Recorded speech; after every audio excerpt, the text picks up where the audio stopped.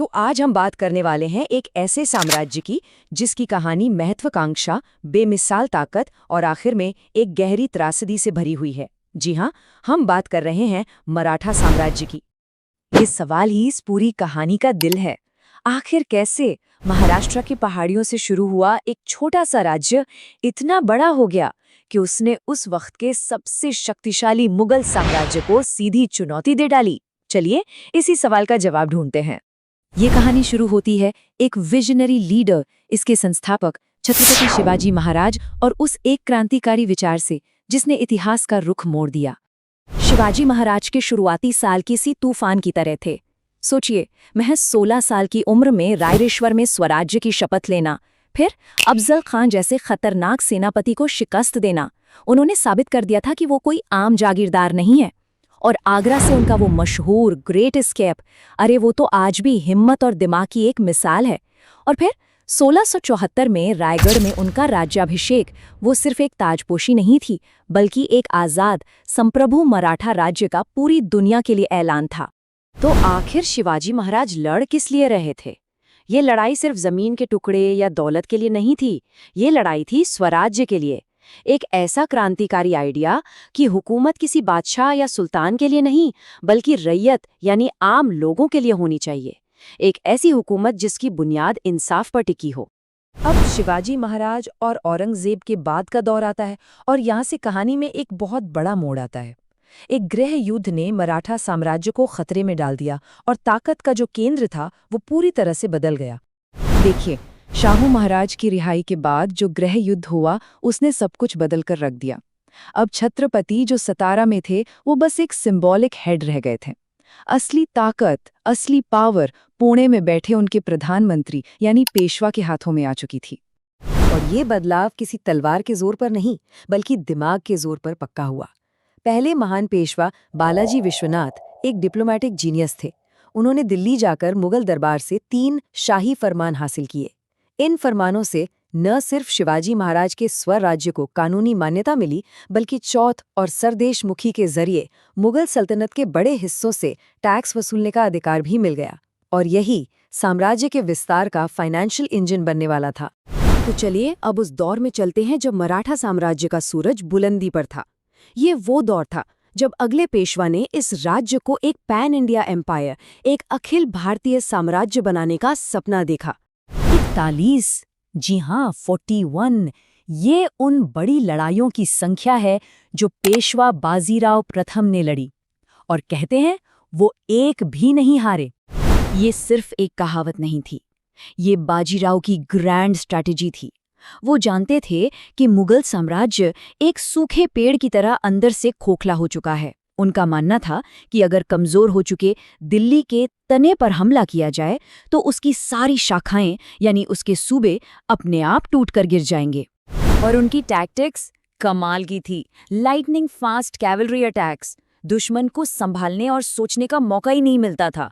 बाजीराव ने मराठा सेना को उस वक्त की सबसे खतरनाक मिलिट्री पावर बना दिया था। और बाजीराव का सपना सच हुआ। उनके और फिर उनके बेटे के दौर में मराठा साम्राज्य अपने बुलंदी पर था। उन्होंने हैदराबाद की निजाम को हराया, 1737 में दिल्ली के दरवाजों पर दस्तक दी और आखिरकार 1758 तक मराठा झंडा अटक में सिंधु नदी के किनारे फहरा रहा था। अटक से कटक तक का जो सपना था वो अब हकीकत बन चुका था। लेकिन इतिहास में अक्सर यही होता है, जब आप शिखर पर होते हैं तो सबसे बड़ी टक्कर का खतरा भी वहीं होता है।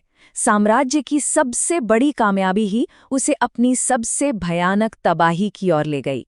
अटक पर मराठा झंडा, ये सिर्फ एक झंडा नहीं था, ये अफगानिस्तान के बादशाह अहमद शाह अब्दाली के लिए एक खुली चुनौती थी। उसने अपने इलाके को वापस पाने के लिए एक बहुत बड़ी फौज के साथ हिंदुस्तान पर हमला कर दिया। लेकिन जंग के मैदान में पहुंचने से पहले ही मराठा एक बड़ी गलती कर चुके थे। डिप्लोमेसी के मैदान में सेनापति सदाशिवराव भाऊ के कुछ फैसलों और उनके अड़ियल स्वभाव की वजह से राजपूत और जाट जैसे जरूरी साथी उनसे अलग हो गए और मराठा सेना अपनी सरजमीन से हजारों मील दूर पानीपत में बिल्कुल अकेली खड़ी थी। और फिर वो दिन आया, 14 जनवरी 1761, पानीपत की तीसरी लड़ाई। भारतीय इतिहास की एक ऐसी तारीख जिसने सब कुछ बदल दिया। लड़ाई के बीचों बीच एक लम्हे ने सब कुछ बदल कर रख दिया। एक आवारा गोली पेशवा के जवान बेटे और साम्राज्य के वारिस विश्वासराव को जा लगी। अपने भतीजे को गिरते देख सेनापति सदाशिवराव भाऊ अपना आपा खो बैठे और एक सेनापति की तरह सोचने के बजाय गुस्से में जंग के बीच कूद पड़े। उनका कमांड पोस्ट खाली हो गया। हार की खबर पुणे एक कोड वर्ड में भेजी गई और ये शब्द ये आज भी दिल दहला देते हैं। दो मोती यानी सेनापति भाऊ और वारिस विश्वासराव, 27 सोने की मोहरें यानी बड़े बड़े सरदार, और चांदी तांबा यानी वो अनगिनत सैनिक जिनकी जिंदगी उस दिन खत्म हो गई। ये सिर्फ एक लड़ाई की हार नहीं थी, ये एक नेशनल कैटास्ट्रोफी थी। एक ऐसा मनोवैज्ञानिक झटका था जिसने मराठों के अजेय होने का भ्रम तोड़ दिया। एक ही दिन में साम्राज्य ने अपने सबसे बेहतरीन लीडर्स की पूरी एक पीढ़ी खो दी थी। लेकिन कहानी यहाँ खत्म नहीं होती, क्योंकि पानीपत की इसी राख से एक आखिरी उम्मीद की चिंगारी उठी।